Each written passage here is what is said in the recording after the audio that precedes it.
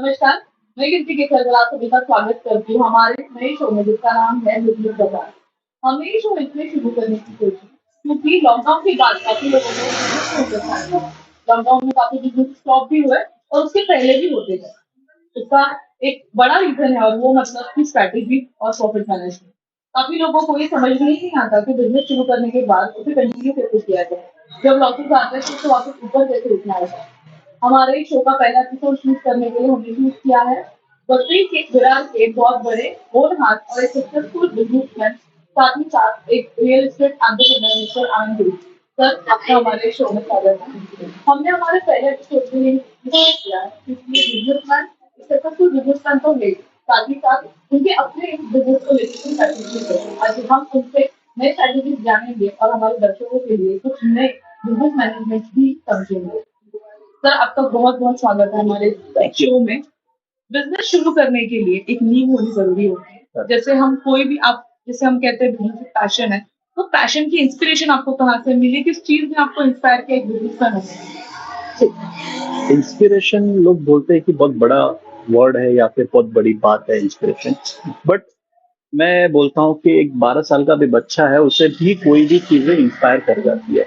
जैसे मैं स्कूल में जब जाता था, मेरे स्कूल के दिनों की बात है, जब मैं स्कूल जाता था तो वहां पे एक पर्टिकुलर मेरा फ्रेंड था जो अच्छी बड़ी गाड़ियों में आता था, जिसके डैड काफी रिच लगते थे। तो मुझे उनके डैड इंस्पायर करते थे कि ये करते क्या है, और मुझे हमेशा ऐसा था कि ये ज्यादा रिच है तो ये कुछ अच्छा काम कर रहे होंगे, बड़ा काम कर रहे होंगे। जब मुझे पता चला रियल स्टेट, तो मैंने डिसाइड कर लिया था कि ठीक है, स्टडीज तो करूंगा लेकिन मुझे यही काम करना है और इनकी तरह बड़ा आदमी बनना है। तो एक वहाँ एक पॉइंट था जहाँ पे वहाँ पे मुझे इंस्पिरेशन मिला और मुझे ऐसा लगा कि रियल स्टेट में मैं भी कुछ अच्छा कर सकता हूँ, और मैंने रियल स्टेट में फोकस किया। और जो भी बिजनेस कर रहा हूँ या फिर जो भी और एक्सपांड करने की कोशिश कर रहा हूँ, वो रियल स्टेट में मैं इस तरीके से इंस्पायर होकर करने की कोशिश कर रहा 2014 में अपनी ही बिजनेस जब बिजनेस हम शुरू करते हैं तो सबसे पहले हम सोचते हैं डाउनफॉल के बारे में। और काफी बार हम सक्सेस भी होते हैं, लेकिन बहुत से बड़े जो एक मुकाम आते हैं जब हमें रियलाइज होता है कि ये तो फेलियर भी हो सकता है, ये ऑब्स्टिकल भी हो सकता है। तो कभी ऐसा आपने महसूस किया है कि जीरो से शुरू किया था वापस शुरू करके खड़ा हो चुका हो? ऐसा कोई मुकाम आया है? हूँ। कैसा था कि जब मैं आपको, जैसे मैंने बताया कि मैंने अपने फ्रेंड के डैड को देख के इंस्पायर हुआ और बिजनेस करने की कोशिश की। रियल स्टेट में मेरा एक झुकाव हो गया कि मुझे रियल स्टेट में कुछ बड़ा करना है। तो मेरी फैमिली बैकग्राउंड में कोई ऐसा था नहीं जो बिजनेस कर रहा हो या रियल स्टेट से किसी की ताल्लुकात हो। तो मैंने जीरो से स्टार्ट किया, और मेरा रूटीन कुछ ऐसा हो गया था कि मैं उस वक्त दो दो तीन तीन जॉब एक साथ कर रहा था, और किसी एक ऐसे स्टेट एजेंसी में काम करने लगा जहाँ पे मुझे कुछ सीखने को मिले। आज का सबसे जो बड़ा बोलते हैं ना पॉइंट ये है कि लोगों को सीखना नहीं है, बस सिखाना है। बिजनेस अक्सर फेल वहीं पे होते हैं जहाँ पे लोग सिखाने जाते हैं। मैं एक ही चीज बोलता हूँ, बिजनेस स्टार्ट वहीं से होता है जब आप सीखना स्टार्ट करते हो। तो जब मैं वो एजेंसी में काम करना स्टार्ट किया और उसके बाद में धीरे धीरे मैंने अच्छी कंपनी में जॉब की। इनफैक्ट मैं वाइस प्रेसिडेंट भी बना किसी कंपनी का। और जब मैंने क्विट किया अपने खुद के बिजनेस के लिए, तो मुझे लोगों ने ऐसा बोला कि मैं कहीं ना कहीं अपने लाइफ के साथ मजाक कर रहा हूँ, या फिर मैं अपने एक फ्यूचर को खराब कर रहा हूँ। ये बाय फ्लूक या बाय लक आप इतने अच्छे पोस्ट पे पहुंच गए थे, अब आप बिजनेस स्टार्ट कर रहे हो तो आपको बहुत प्रॉब्लम फेस करना होगा। उस वक्त मेरे अपने भी मेरा साथ छोड़ दिए, क्योंकि हमारी फैमिली में ऐसा था कि बिजनेस बड़े लोगों का काम है, आप हम जैसे लोग नहीं करते हैं, कॉमन मैन नहीं कर सकते। तो मैंने बोला कि ठीक है, मैं अपनी लाइफ में हर डिसीजन मैंने खुद ने लिया, तो ये डिसीजन भी मैं अपनी मर्जी से ले रहा हूँ। मेरा लाइफ है तो मुझे कॉल लेना है, मुझे रिस्क लेना है। और मैंने बिजनेस स्टार्ट किया। मैं फार्म हाउस के बिजनेस में गया, और वहां पे ट्रांजेक्शन मेरा इतना बड़ा हो गया कि देखते देखते मेरी company one of the renowned company बन चुकी 2 सालों के अंदर। और हर किसी को जिसे भी फार्म हाउस लेना होता था वो मुझे कांटेक्ट करते थे, मुझसे बातें करते थे।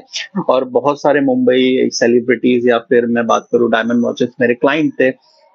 बट 2016 में कुछ फाइनेंशियल लॉसेस की वजह से और बहुत सारे ऐसे चीजें, अनवांटेड चीजों की वजह से मेरा वो बिजनेस फ्लॉप हो गया। और जो कंपनी प्रॉफिट कर रही थी वो कहीं ना कहीं लॉस मेकिंग कंपनी बन गई। तो वो सबसे बड़ा मेरे लाइफ का फेलियर था कि मुझे ऐसा लगने लगा कि जो लोग बोल रहे थे कहीं ना कहीं वो बातें सच हो रही थी, या फिर मेरे फैमिली बैकग्राउंड में कोई ऐसा एक्सपीरियंस पर्सन ही जिसकी वजह से मुझे ये फेस करना पड़ रहा है। तो क्या होता है कि जब आप ऐसे सिचुएशन से गुजरते हो ना, तो आपको लोगों की बातें सच्ची लगने लगती है कि लोग आपके बारे में सही थे। बट उस वक्त तक मेरी 2016 में शादी भी हो चुकी थी, तो वाइफ ने बोला नहीं, हमें स्टार्ट करना चाहिए। एंड वो फेलियर और ऑब्स्टिकल आने के बावजूद भी बहुत सारे हर्डल्स आए लाइफ में, बट मैंने वापस स्टार्ट किया।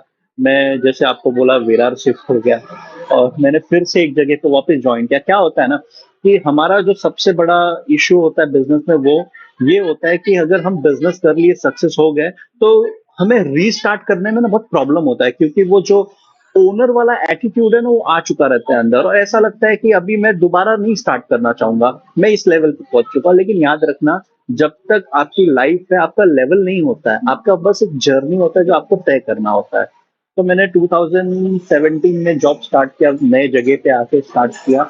धीरे धीरे उनके साथ में मैंने वर्क किया, और कहीं ना कहीं एक और कंपनी खोलने का विजन मुझे दिखा, क्योंकि यहाँ पे मुझे सबसे बड़ा हर्डल ये दिखा कि प्रोडक्ट भी था, कस्टमर भी था, बट प्रोडक्ट को कस्टमर तक डिलीवर करना या इतना इजी प्रोसेस बना देना, क्योंकि घर लेना सबसे बड़ा प्रोसेस होता है, और वो बहुत हर्डलफुल जैसा होता है। लोन कराना है, मैनेजमेंट करना है, पैसा लाना है, क्या रेट ऑफ इंटरेस्ट पे मिलेगा, आसानी से डील होगा कि नहीं होगा, कितना वक्त लगेगा। मैंने उसे इतना सिंप्लीफाई करने मतलब सिंप्लीफाई किया, और वो आइडिया आया मुझे कि यार मैं एक अपनी खुद की कंपनी खोलूं, जहां पे मैं ऐसा काम करूं कि बिल्डर से ये प्रोडक्ट लेके कस्टमर तक पहुंचाऊं, और बहुत स्मूथ तरीके से, ताकि कस्टमर भी खुश हो जाए और डेवलपर को भी बहुत अच्छा लगे कि यार कोई ऐसा पर्सन आया है जो पूरी मेरी सेल्स की रिस्पॉन्सिबिलिटी अपने कंधे पे उठा लिया। तो मैंने अपनी मार्केटिंग फर्म स्टार्ट किया, मार्वल होम्स, और मैंने अच्छा खासा, आई गेस अगर ये 3 सालों 4 सालों में मैंने काफी अच्छा नाम कमाया मार्केट में, और लोग ट्रस्ट करने लगे। एक मार्वल होम्स को मैंने अच्छा ब्रांड बना के रख दिया। साथ ही साथ में बिजनेस क्या होता है ना कि स्पेसिफिक नहीं होना चाहिए। मेरा एक मानना है कि बिजनेस को हमेशा, जैसे अभी मैं बात करूं, हम इस चेयर पे बैठे हैं, अब इसको एक पैर होगा तो हम तो गिर जाएंगे, तो इसको 4 पैर लगाना जरूरी है। तो मेरे बिजनेस का हमेशा एक आइडिया रहता है कि आप जो बिजनेस कर रहे हो, उसके सपोर्टिंग बिजनेस जितने हो उसमें आपको इन्वॉल्व होना चाहिए। फिर मैंने धीरे धीरे लोन में हाथ डाला, लोन भी करवाना स्टार्ट किया। फिर मैंने इंटीरियर बिजनेस में भी हाथ डाले, क्योंकि घर लेने के बाद में आदमी सबसे पहले जाता है वो है इंटीरियर। तो मैंने इंटीरियर बिजनेस में भी हाथ डाला। तो कहीं ना कहीं मैंने बिजनेस को इस तरीके से एक्सपांड किया कि मेरे सारे बिजनेस एक चीजों को ही, एक कस्टमर को ही, सारे नीड को फुलफिल करते हैं। क्योंकि कस्टमर कभी भी घर लेगा, लोन लेगा, उसके बाद में घर लेने के बाद में इंटीरियर जाएगा, तो सारी चीजें मेरी एक जगह पे आ गई। वैसा इस तो तरीके से मैंने आपने स्ट्रैटेजी प्लान। मैंने कहा कि जब आपने सोची थी तो काफी लोगों ने आपको सबसे पहले डाउनफॉल दिखाया। तो काफी इंडिया में ऐसे बिजनेसेस है जो एग्जीक्यूट तो होना चाहते हैं, लेकिन वो लोग क्या कहेंगे इस चीज के पीछे रह जाते हैं। तो इंडियन थिंकिंग क्या है बिजनेस के बारे में? आपने अब तक इतना मार्केट स्टडी किया, क्या लगता है इंडियन थिंकिंग की सबसे बिजनेस क्या है? क्या होता है ना कि हम इंडियंस को सब चीजों पे भरोसा बहुत जल्दी होता है, और भरोसा नहीं भी बहुत जल्दी होता है। जैसे अगर मैं बात करूं, अगर आपके ही समझो घर में कोई है, एक एग्जांपल हम अपने घर से ही बात करते हैं, कोई है और वो बिजनेस कभी नहीं किया, और आपको ऑल ऑफ सडन आके एक आइडिया शेयर करता है कि ये बिजनेस मैं करना चाहता हूँ, ये बिजनेस को मैं बड़ा करना चाहता हूँ। तो जो सबसे पहला क्वेश्चन आता है ना, वो ये कि यार ये हमारे बस की बात नहीं है, इसमें इतना पैसा लगेगा। हम उनके मनोबल को ना तोड़ देते हैं। जैसे अभी घर का कोई बच्चा है जो 12th पास किया, उसे एजुकेशन में बहुत ज्यादा इंटरेस्ट नहीं है, उसे कुछ खुद का बिजनेस करना है, तो हमें ऐसा लगता है ये तो छोटा बच्चा है, मैं 50 साल का हो गया कुछ नहीं कर पाया, तो ये अभी 20 साल का है, क्या कर लेगा। तो वो जो कॉन्फिडेंस होता है उनका बिल्ड होने से पहले उनकी फैमिली उनका कॉन्फिडेंस तोड़ लेती है। और बहुत ऐसे कम फैमिलीज होते हैं जिनको अपने बच्चों पे ट्रस्ट होता है इस लेवल पे कि अगर उसका कोई डिसीजन है उसको सपोर्ट करे। यहाँ पे सपोर्ट तो छोड़ दो, उसके अगेंस्ट आके खड़े हो जाते हैं। तो इंडियन मेंटेलिटी देखो, मैं ये नहीं बोलूंगा यहाँ पे चमत्कार है तो नमस्कार है, ऐसा वाला फंडा है। जब तक आप कुछ खुद के दम से नहीं करके दिखा दोगे ना, यहाँ पे लोग आपको नहीं मानेंगे। लोग आपके अगेंस्ट ही बोलेंगे। तो इंडियन मेंटेलिटी के हिसाब से ये है कि आपको अपना स्टैंड खुद लेना पड़ेगा। अगर आपके दिमाग में कोई आइडिया आया है या फिर कुछ थॉट्स आया है, तो आपको वो स्टैंड लेके उसको कहीं ना कहीं हकीकत में बदलना है। और आपने हकीकत में बदला तो लोग आपको सपोर्ट करेंगे, पहले कोई भी आपको सपोर्ट नहीं करेगा। ये एक इंडियन मेंटेलिटी है। सर, इंडियन मेंटालिटी की जो आपने बात की वो बिल्कुल सही है कि लोगों को काफी जल्दी प्रॉफिट चाहिए हमारे यहाँ पे, हम लॉसेस एक्सेप्ट करने को तैयार नहीं होते। इसी के साथ इंडिया में फॉरेन इन्वेस्टमेंट्स तो बहुत अलग बात है, वो एक बहुत अलग टॉपिक है, बट इंडिया में ऐसे कौन से बिजनेस है जो आज की डेट में चल सकते हो और यंगस्टर्स को इसमें उतरना चाहिए, आपको ऐसा लगता है? अभी अगर मैं बात करूं बिजनेस का, सिर्फ बिजनेस कोई एक रॉकेट साइंस नहीं है कि जो आपको बहुत ज्यादा स्ट्रगल करना पड़े या मेहनत करना पड़े। बिजनेस एक ऐसा है कि जो एक्सचेंज ऑफ गुड्स या थिंग्स में बात करूं, जैसे कि अगर आप मार्केट में जाओ, अ, एक फॉर एग्जांपल मैं आपको बताता हूँ। 2013 में मेरे एक फ्रेंड थे, ही वाज डूइंग कुल्हड़ का बिजनेस। कुल्हड़ अगर आपको आइडिया ना हो तो मैं आपको बताऊंगा कि जो चाय गांव में आप विलेज में जिसमें जाओ कुल्हड़ मिलता है। तो he came up with an idea कि मैं क्यों ना शहरों के लोगों को कुल्हड़ में चाय पिलाऊं। हमने साथ में, वो मुझसे सजेशन मांगा और मुझे तो रियल एस्टेट ही करना था, बट मेरा एक आदत है, अगर मुझे कोई भी बिजनेस दिख गया अच्छा इंटरेस्टिंग तो मैं उसमें हाथ डालने की कोशिश करता हूँ। तो उसने मुझे बोला, यार आनंद कंपनी डालना पड़ेगा, इसमें तो बहुत खर्चा होने वाला है, ये कैसे करेंगे? बोला कंपनी डालने की जरूरत नहीं है। बहुत सारे ऐसे लोग हैं जो कुल्हड़ बना रहे लेकिन बेच नहीं पा रहे, हमें आइडिया है। हम चाय के दुकान पे जाके खड़े हो गए, वहां पे बोले यार चाय तो बहुत है, कुल्हड़ में होता तो मजा आता। तो चाय वाले ने बोला भैया यहाँ पे कुल्हड़ कहाँ मिलता है? तो हमने बोला नहीं, कुल्हड़ मिल जाएगा। उनको फिर हमने चीजें बताई कि कुल्हड़ आप लोगे, 1 रुपए का कुल्हड़ पड़ेगा, सेम चाय आप यूज करोगे, हो सकता है जो 10 का चाय बेच रहे हो आप 15 में बेचो, 4 रुपए एक्स्ट्रा प्रॉफिट हो जाएगा। तो उस तरीके से हमने कुल्हड़ का डिमांड रेस किया और लोगों को कुल्हड़ बेचना शुरू किया। आप यकीन मानो कि ऑलमोस्ट कुल्हड़ से वो एक बोलते हैं ना कि खाली एक वो सर्वे था। और अगर मैं बात करूं तो सीरियस बिजनेस नहीं था, बट एक आइडिया था जिसमें हमने लगभग 12 से 15 लाख रुपया प्रॉफिट कमाया। तो सोचो, एक ऐसा चीज जिसपे हम फुल एफर्ट्स भी नहीं डाले, उसके बावजूद भी हमने सिर्फ एक कॉन्सेप्ट पे वर्क किया और इतना प्रॉफिट कमा लिया। अगर इसको हम सीरियस लेते तो ये बिजनेस बन सकता है। अब इसमें हमने क्या किया, हमने एक प्राइस पे लिया। तो फॉर एग्जांपल जैसे जो कुल्हड़ बनाते हैं उनसे हमने फिक्स किया प्राइस कि आप हम 10,000 कुल्हड़ लेंगे, आपसे 20,000 कुल्हड़ लेंगे, आप क्या रेट लगाओगे? उन्होंने हमें 60 पैसे का रेट दिया। हमने उस पर ट्रैवलिंग कॉस्ट जोड़ा 15 पैसे का। अब वो 80 पैसे का कुल्हड़ हम मार्केट में 1 रुपए 10 पैसे में ला दिए। सो आप समझो 30 पैसा पर कुल्हड़ अगर प्रॉफिट हो रहा है तो वो बिजनेस हो गया। अगर आपने महीने का लाख कुल्हड़ बेचा तो आपका अच्छा खासा प्रॉफिट हो रहा है, 30,000 रुपया। अब इसे आप एक्सपांड करते जाओ तो कहीं ना कहीं प्रॉफिट बढ़ते चला जाएगा। अब इसमें मेरा इन्वेस्टमेंट नहीं लगा, सिर्फ मैंने कोऑर्डिनेशन किया, कोऑर्डिनेशन में भी एक बिजनेस क्रिएट हो गया। तो हमारे यंगस्टर को समझना पड़ेगा या लोगों को समझना पड़ेगा कि आपको कोई बिजनेस करने की कोई कोई भी बिजनेस करने के लिए आपको पहले मैन्युफैक्चरर बनने की जरूरत नहीं है। या मैं कुल्हड़ का बिजनेस स्टार्ट कर रहा हूँ, चलो कुल्हड़ बनाते हैं, मैं ये कर रहा हूँ तो चलो ये बना नहीं। आप ऐसी कंपनियों को पकड़ सकते हो जिनका सेल्स डाउन है, ऐसे जगह पे जा सकते हो, प्रमोट कर सकते हो जहां पे उसका डिमांड है। तो आप वो चीजों को अगर मर्ज कर रहे हो, वो चीजों को फुलफिल कर रहे हो, तो आप अपना खुद का बिजनेस क्रिएट कर रहे हो। और एक बार बिजनेस होने लगा तो वही प्रॉफिट के पैसे से आप अपना मैन्युफैक्चरिंग यूनिट डालो ना। तो मैं यही समझाता हूँ हमेशा, या लोगों को बोलने की कोशिश करता हूँ कि बिजनेस करने के लिए पैसा नहीं, सोच चाहिए। और अगर आपका सोच अच्छा है तो बिजनेस आप कहीं पे भी कर सकते हो, कैसे भी कर सकते हो। एक आपने जैसे कहा कि बिजनेस करने के लिए एक सोच चाहिए, तो एक आपकी कोई ऐसी गोल्डन स्ट्रेटजी है जो आप दर्शकों को बताना चाहेंगे कि बिजनेस में अगर आप ये यूज करो तो कहीं ना कहीं, मतलब जैसे कुल्हड़ 30,000 वो नहीं, लेकिन कहीं ना कहीं 5 से 10 रुपए का प्रॉफिट भी इम्पोर्टेंट है बिजनेस में, तो वो हो सकता है कोई गोल्डन स्ट्रेटजी है क्या?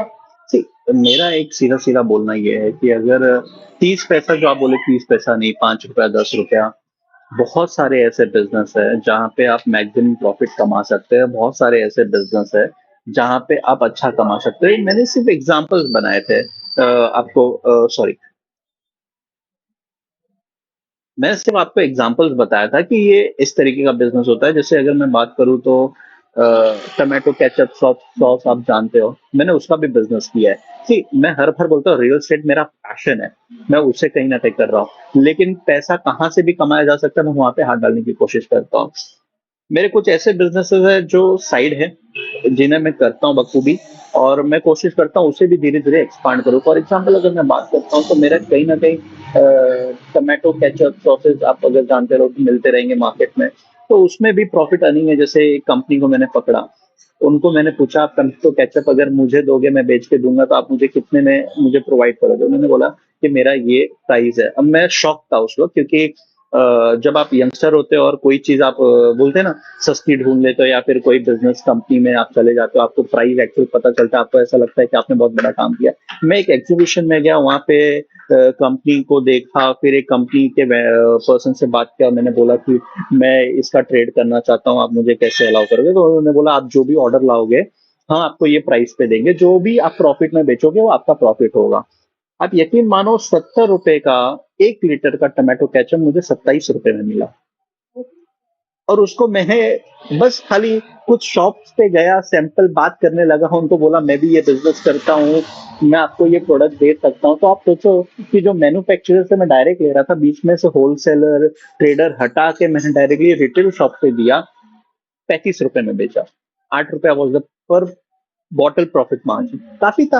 1 रुपया भी इन्वेस्ट नहीं किया। तो मुझे सिर्फ ऑर्डर लेके ट्रेडर जो कंपनी थी उनको प्लेस करवानी थी, और वहां पे 1 टेम्पो 2 टेम्पो जो भी माल का रिक्वायरमेंट होता था वो पहुंच जाता था। वहां से मुझे साइड इनकम आना स्टार्ट हो गया। तो मैं वही बोल रहा हूँ कि सिर्फ प्रॉफिट मार्जिन क्या है क्या नहीं वो आपको तय करना है। बस आपको ना आंखें अपनी खुली रखनी है, आपको आइडियाज हमेशा आने चाहिए, और पॉजिटिव ऑब्जर्वेशन बहुत इंपॉर्टेंट है बिजनेस अगर आप करना चाहते हो। तो बिजनेस के लिए सबसे ज्यादा इंपॉर्टेंट है कि आप कुछ भी देखो, जहां पे भी आपको ऐसा लग रहा है कि हाँ यहाँ पे मुझे मौका है इनकम करने का, आप वो बिजनेस बहुत आसानी से कर सकते हैं और वहां पे आप प्रॉफिट कमा सकते हैं। अब एक लास्ट क्वेश्चन, जैसे आप सब फिलहाल जिस क्वेश्चन का वेट कर रहे हैं वो है कि यंगस्टर्स काफी उतरना चाहते हैं अभी बिजनेस लाइन में, काफी सोच रखी है उन्होंने, तो आप उनके लिए क्या एक टिप्स देना चाहेंगे? मतलब अभी जैसे आपने कहा कि आप हो चुके हैं, आपको अभी कहीं ना कहीं वो नहीं पता चल चुकी है, तो यंगस्टर्स को आप क्या कहना चाहेंगे? तो अभी ये जो आपने क्वेश्चन मुझे पूछा बोला कि अक्षर को टीप, साथ में आपने एक लाइन भी जोड़ दिया, आप सक्सेसफुल हो चुके हैं। मेरा एक मानना होता है कि जब तक इंसान इस दुनिया में है वो सक्सेसफुल होता ही नहीं है। उसकी वो जर्नी होती है, वो उसकी जर्नी होती है। अभी अगर मैं मान लूं मैं सक्सेसफुल हो गया तो मेरा सबसे पहला स्टेप रहेगा now I am comfortable and stable. और जिस दिन ये एक दिमाग में आ जाता है कंफर्टेबल एंड स्टेबल, आपका फेलियर वहां से स्टार्ट हो जाता है। यंगस्टर को भी मेरा वही टिप है कि अगर आप बिजनेस कर रहे हो, आप एक लेवल पे पहुंच गए, जैसे एग्जांपल मैं आपको देता हूँ, बहुत सारे ऐसे बिजनेस हुए जहां पे लोगों ने अच्छा कमाया फिर लॉस की तरफ मूव ऑन करना स्टार्ट कर दिया धीरे धीरे। तो सबसे बड़ा रीजन होता है कि खुद मान लेना कि मैं सक्सेसफुल हूँ। जब आप ये मान लेते हो कि मैं सक्सेसफुल हूँ तो आपका दिमाग काम करना बंद कर देता है। वहां पे आप ऐसे मतलब कि एक इतने कंफर्ट जोन में होते हैं ना कि अब इससे नीचे मैं जा नहीं सकता हूँ, और कहीं ना कहीं आप अपने दिमाग को ब्लॉक कर देते हो कि ये मेरा सबसे मैक्स लेवल था, मैं पहुंच चुका हूँ। तो वहां पे आपको फेलियर फेस करना पड़ सकता है। इसके लिए मैं कभी भी अपने आप को सक्सेसफुल नहीं बनता, इट्स अ जर्नी। इसमें हो सकता है आगे भी फेलियर्स आएंगे, फिर भी मैं उसको ओवरकम कर जाऊंगा, क्योंकि लाइफ में फेलियर या सक्सेस नाम की कोई चीज एग्जिस्ट नहीं करती, it's a journey. Ups and downs होते हैं, मेरा काम है उस जर्नी को खत्म करना, कंप्लीट करना। जब मैं उस जर्नी को कंप्लीट करूंगा तो मुझे पता चलेगा कि मेरा लाइफ एक फेलियर था या एक सक्सेस था। तो वो तो बहुत फ्यूचर की बात है। प्रेजेंट की बात ये है कि मैं बिजनेस कर रहा हूँ, अच्छी तरीके से कर रहा हूँ, लोगों के लिए हो सकता है सक्सेस है, मेरे लिए जर्नी।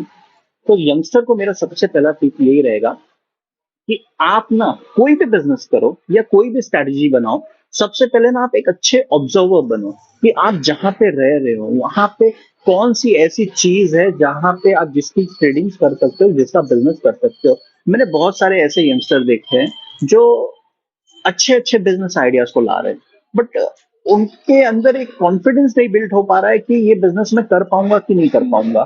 तो मेरा एक सबसे पहला जो सजेशन है वो ये है कि खुद पे भरोसा करो। हाथ में एक भी रुपया नहीं है, छोटे अमाउंट से या फिर आप क्रेडिट लो सामने वाले से। देखो, अगर आप बिजनेस करना चाहते हो, आप कुछ बड़ा करना चाहते हो, आपके पास में अगर कोई आइडिया है, आप किसी को भी बोलो तो वो आपको थोड़े बहुत क्रेडिट देता है। तो आप वो लेके छोटे बिजनेस से स्टार्ट कर सकते हो। आप लोगों को ग्रोथ दिखाओ। आप कोई भी चीज हंट करो। मैं ये नहीं बोल रहा हूँ कि बिजनेस सिर्फ रियल स्टेट में करो, या बिजनेस कोई एक स्पेसिफिक जगह पे करो, या बिजनेस आप इंजीनियर बन के ही कर सकते हो। कोई भी आदमी बिजनेस कर सकता है। बिजनेस करना सबसे ज्यादा सिंपल है। मैं बोलता हूँ कि अगर आप रोड पे भाजी लेके बैठ गए, वो भी एक अपना बिजनेस है। हाँ, बस उसको मैं बड़ा कैसे करूं, वो सबसे ज्यादा बड़ा इंपॉर्टेंट सोच होता है। आजकल ऑर्गेनिक चीजें का बहुत डिमांड है, तो आप कुछ फार्मर से कनेक्शन बना के आप वो चीजें यहाँ पे लाके बेच सकते हो, वो भी एक बिजनेस है। आप कुछ ऐसे आइडियाज लाओ जो लोगों को हेल्पफुल हो जाए। याद रखना, बिजनेस का मतलब यही है कि अगर आप किसी के काम को या किसी भी चीज को आसान बना दो, वो बिजनेस हो जाता है। तो अगर आपके अंदर वो थॉट प्रोसेस है, अगर आपके अंदर वो गट्स है कि मैं बिजनेस कर सकता हूं, तो आप कर सकते हो। और मैं एक ही चीज बोलूंगा, अगर आप बिजनेस करना चाहते हो तो सजेशन मत लो। जो फील हो रहा है ना, वो आप कर लो। मैं आपको 100% बोल सकता हूं कि आप सक्सेसफुल हो जाओगे, क्योंकि जितना ज्यादा सजेशन लोगे उतना ज्यादा कंफ्यूज होगे और उतना ज्यादा बिजनेस नहीं कर पाओगे। और यूनिक बनो, कॉपी नहीं करो। आज यहाँ पे ना लोग सबसे ज्यादा फेलियर इसके लिए होते हैं ना, कि कॉपी करने जाते हैं। पेरेंट्स भी अपने बच्चे से अनहैप्पी होते हैं, क्यों? क्योंकि उसका बच्चा उतना परसेंट ला रहा है, मेरा नहीं ला रहा। तो वो एक फेलियर का सबसे बड़ा निशानी है। कंपेयर करना। Be unique. अपने खुद के आइडियाज पे वर्क करो। खुद ज्यादा अपने आप को मोटिवेट रखो, चार्जअप रखो। मैं गारंटी देता हूँ आप बहुत अच्छा बिजनेस करते हो। जैसे कि सर ने शुरुआत में बहुत अच्छी चीज़ आपने मतलब एंडिंग भी काफ़ी अच्छी की है। संक्षेप टिप्स पे कि जब तक आप उस वर्ल्ड में वो आपकी जर्नी कंटिन्यू रहनी चाहिए। जिस दिन आप खुद पे आपका करियर बिल्कुल शुरू हो जाए। क्योंकि जिस दिन आपको आपने अचीवमेंट करना छोड़ दिया, तो अचीव करते रहना चाहिए। तो इसी एक टिप के साथ हम मैं एक तो नए बिजनेस के साथ तब तक के लिए धन्यवाद।